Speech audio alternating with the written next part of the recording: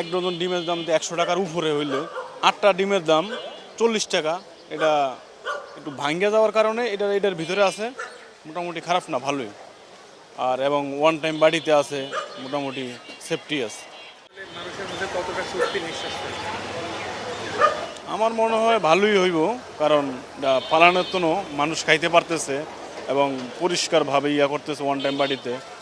এটা আমার মনে হচ্ছে ভালো হবে। ওয়ান টাইম বেছে না, সার কাপ বেছে, যে কোনো বাড়ি বিরিয়ানি টিরিয়ানি যে কোনো ওয়ান টাইম ছোটো বড় মাজারা পরিষ্কার, হ্যাঁ তো না দাহা যাহাবারটা সেই হিসেবে বিক্রি করে আমরা গিয়ে হুজ্জা বাইর করলাম, দোকান টানলাম।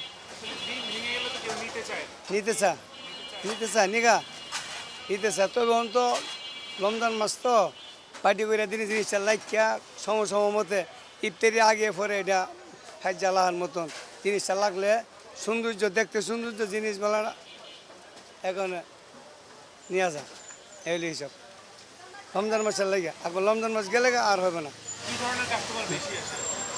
আছে মোটামুটি যারা দরকার প্রয়োজন করে এরা নিতেছে। সারাদিন আসলে যখন কত ডিম বিক্রি করে? এই 200, 300, 200 না, যত টেরে ডিম ভাঙ্গে মনে করলো এটা ভাঙ্গে বিচালি না, লস হয়। এটি লস, অনেক লস। 8টা ডিমে ক টাকার দাম আছে এই সব করলে। এরপর একটা হাঁড়ি কিনে আনছি 100 টাকা ওয়ান টাইম, বাড়িটা কিনা 100 টাকা। এর লস নাকি না? লস করে বিক্রি করে দিই, আর কি করবে। ভালো মন্দ বুঝি না, কম টাকা পাই নিয়ে যাই। এই দুইটা দাও। কেমন দেখছেন আসলে ময়লা টয়লা? না ভালো আছে, বাড়ি সারা দাও। ময়লা থাকলে কে নিতাম, আমরা তো চোখে দেখেই নিতে আসি।